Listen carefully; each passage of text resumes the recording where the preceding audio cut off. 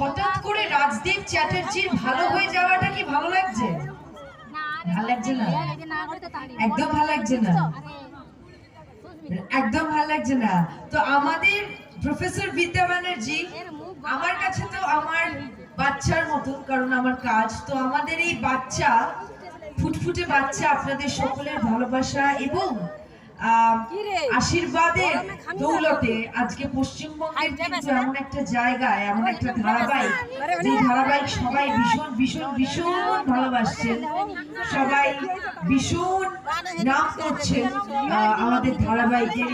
এর জন্য কৃতজ্ঞতা জানাবো আমাদের যিনি লেখক, যিনি প্রযোজক, শ্রী স্নেহাশিস চক্রবর্তী। ওনার কিছু সিরিয়াল যেমন ভজ গোবিন্দ, জগদ্ধাত্রী, পরশুরাম, আজকের নায়ক, বেশ করেছি, প্রেম করেছি, আরো প্রচুর প্রচুর ধারাবাহিক আপনারা দেখেছেন।